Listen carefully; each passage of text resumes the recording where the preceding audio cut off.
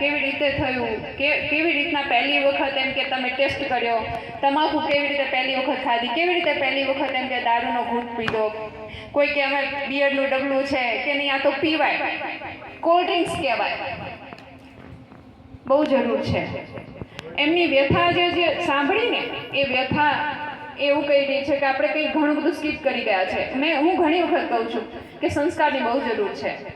આજે હું અદવજી દાદા છે એની વાતને પૂરું સમર્થન આપું છું. સાથે મહેશ કુમાર છે, એમણે જે વાત કરી એ થોડા, એમના શબ્દ એ જ હતા, બટ એ થોડો ફિલોસોફીમાં ચિંતન મનન માંગી લેવા એ ટાઈપના હતા. જસ્ટ એ જ વસ્તુ છે કે તમે આપણે બ્રાહ્મણ છીએ, અયાચક બ્રાહ્મણ છીએ. બ્રહ્મ તેજ આપણા કપાળે નહીં અત્યારે ક્યાંય દેખાતું.